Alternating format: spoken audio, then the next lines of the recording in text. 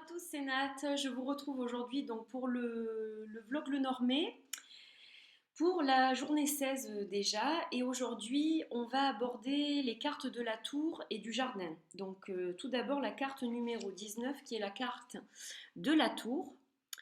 Alors, que voit-on dans cette carte? On voit une tour au milieu de l'eau pour celle-ci, avec une personne qui est dans cette tour. Et des espèces d'animaux un petit peu fantastiques, des dragons un peu bizarres qui tournent autour de la tour. Alors, cette tour, elle a plusieurs significations dans le Lenormand.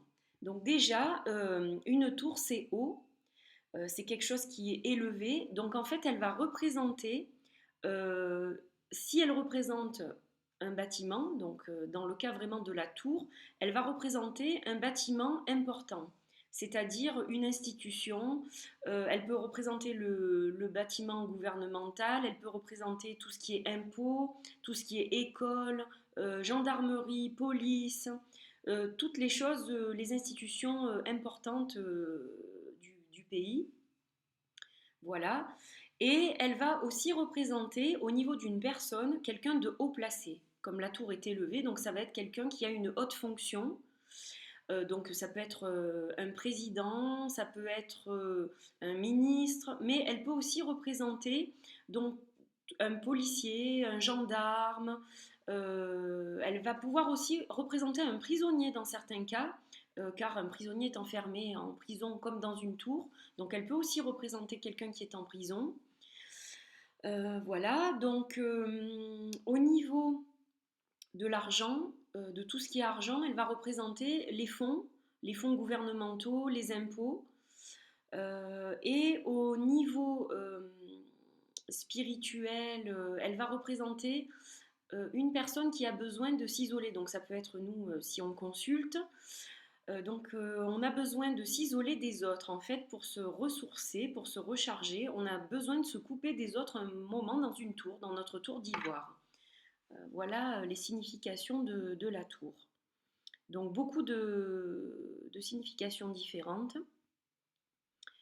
Et je vais vous en montrer d'autres. Donc celle-ci, elle est très différente puisqu'il y a la notion de temps aussi dans celle-ci.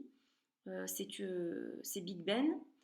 Donc c'est vrai que là, il y a encore autre chose. On a besoin de s'isoler un certain temps des autres.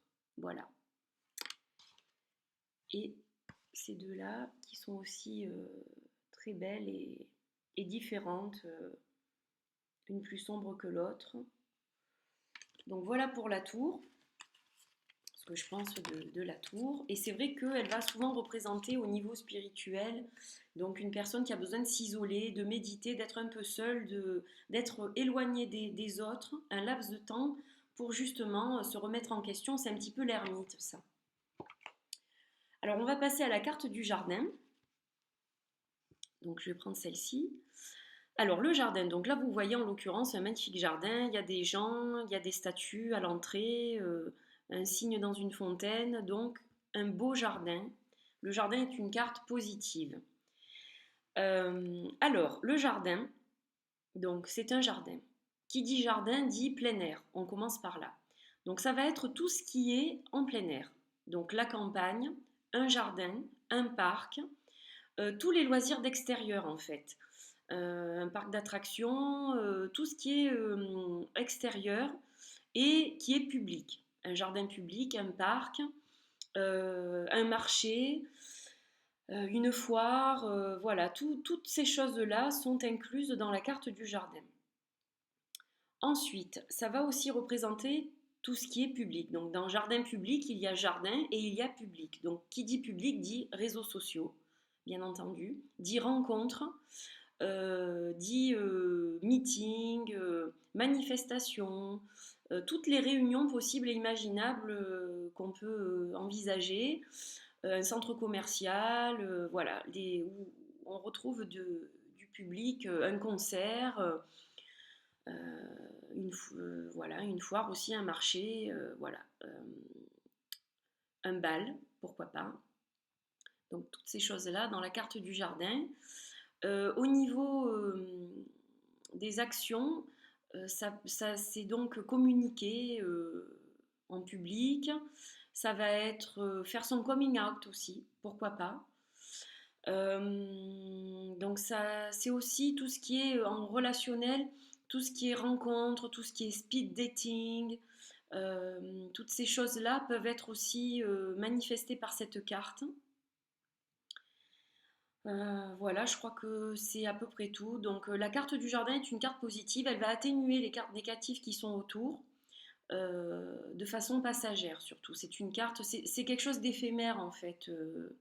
On va dans un parc, voilà, c'est éphémère, c'est une petite promenade, pareil, on fait du speed dating par exemple, bon ben c'est éphémère, c'est quelque chose qui ne dure pas longtemps. Donc je vais vous en montrer d'autres. Un très beau jardin avec des fleurs aussi. Et ces deux-là aussi qui sont magnifiques, du Lilac and Cherry Twilight, voilà. Donc des images différentes de ces beaux jardins. Alors, la question de Kelly. Ces deux cartes sont caractéristiques d'un système d'attraction-rejet vis-à-vis des rapports avec les autres.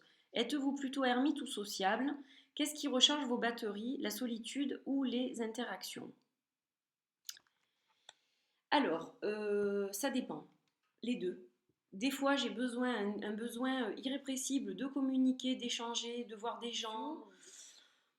Et il y a d'autres fois où je vais être ermite. Alors, je suis quand même beaucoup ermite, je dirais, de par ce que je fais comme travail aussi. J'ai besoin d'être beaucoup seule, en fait, pour être avec mes pierres, avec mes cartes, dans mon environnement.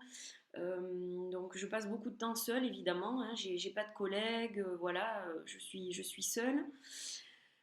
Mais donc j'ai besoin d'être seule pour me recharger, ça c'est une évidence par rapport à ce que je fais, mais aussi donc pour méditer. Je suis quelqu'un qui médite beaucoup, un peu moins ces derniers temps parce que ben, je vous dis, je manque de temps pour tout, donc voilà, mais j'en ai grandement besoin. Donc j'ai besoin de m'isoler pour ça, bien sûr, d'être seule, soit en pleine nature, soit dans mon environnement, dans mon espace.